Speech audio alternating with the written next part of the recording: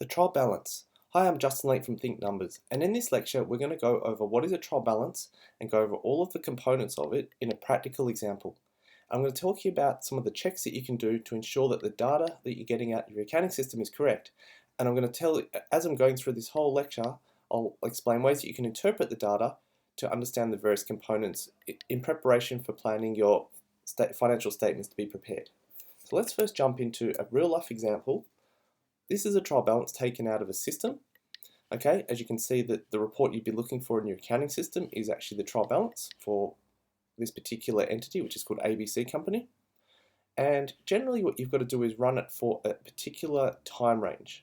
Okay, now depending if you have a December year end, a June year end, or some other type of year end on a different period, you would actually select the beginning period and the end period, or you could even, in this case, run a year to date trial balance.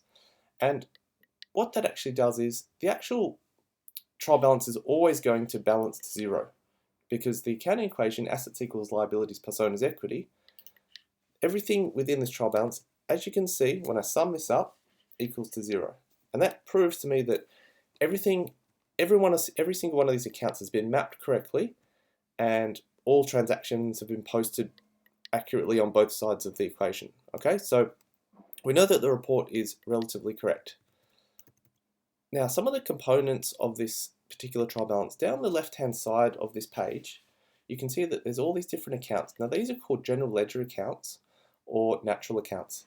And for every single organization, this will differ depending on how the chart of accounts was originally set up and by the systems administrator.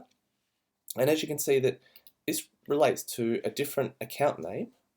Now, some of these will be balance sheet accounts, some of these will be profit and loss accounts, and some of these will be either assets, liabilities, or an owner's equity account. Right now, with the owner's equity, as you remember, basically there's generally a couple of accounts that are the main balance sheet equity accounts, but then everything in the profit and loss is actually considered affecting owner's equity. So let's just start from the top. Now, as you can see, this first line, you've got an account code 10020, which is called software licenses. There's a beginning balance, and in this case, this beginning balance is actually the closing balance for the end of the financial year. Now, in this particular case, this is a December year-end trial balance, so that beginning balance is actually the first balance on the 1st of January, okay, which is actually the 31st of January. And then you've also got the closing balance, which is actually the time period in which you've run it to. Now, in this case, I've run this until the 30th of June. Okay, so the beginning balance is the 1st of January, and this ending balance is the 30th of June. If we go through each account, they're generally organized into a certain kind of order. And you can see here you've got asset accounts, and you've got the software, and you've got the accumulated depreciation associated with it. And you can see that one figure is a positive number, another figure is a negative number. In this particular case, you've got the software licenses and the accumulated depreciation. So that when you look at the sum of these two, you've got an amount there. That's actually the net book value of that particular software licenses category. If we sort of work our way down, you can see that most of these categories in this up to here are generally fixed assets. Now, this will differ from organization to organization, but I'm purely just trying to explain how it works. So you can sort of sum them all together and look at them as a non-current asset, okay? Then in this particular case, you've got some prepayments, again, asset categories. We look at the trade receivables or debtors or accounts receivable balances. There's various different accounts associated with accounts receivable. There's some other receivables, which could just be other miscellaneous things on the balance sheet relating to an asset category. Automated revenue accruals. We talk about accruals a bit later in the course, so that's another item where the other side of that would actually affect your revenue.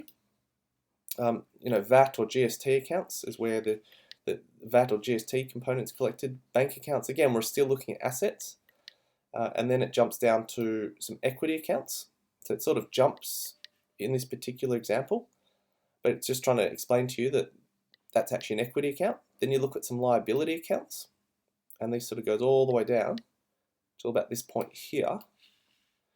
in which case that's actually the end of all of the balance sheet accounts. Okay, and then once you go down past here, it starts looking at all the profit and loss accounts. Now, it could be items that are part of revenue, it could be part of cost of goods sold, it could actually be part of operating costs. But you can see that there's different names according to the different categories for this particular example. And you can see that it's just broken down into all different codes here. And what generally happens in practice is that different people around the business will incur different costs in this particular ABC company's example, and then there'll be different general ledger codes that they can allocate some of their costs to. So say, for example, someone is traveling and they have some costs that they need to fly somewhere, so they code their flying costs to flying costs. They then get a taxi to get to the airport, all right? So then the expense that they're reimbursing goes into that category. Then there could be some hotel costs that they code to that account, etc., etc. You get it, right? So this is these are expense accounts, and these are where the debit or the expense gets coded to. The other side of it will generally be on the balance sheet, probably either paid as some kind of, it could be an accounts payable account if it hasn't been paid, or it could have been paid as cash. Right, we've got some bank account here, it could come straight out of the bank account. So it really depends how it was paid for.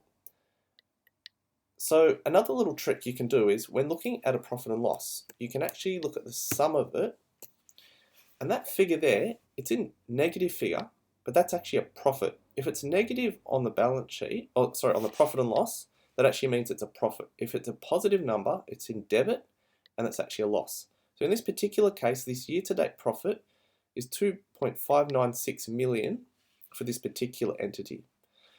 Okay, and then from here you can just identify the components, as I said, whether it's part of an asset, a liability, a equity, or a profit and loss item. And in the future lectures, what we'll do is I'll actually show you how to actually take this and turn it into a balance sheet or a profit and loss. I hope you enjoyed the lecture and you've got something out of that, and we'll see you in the next lecture.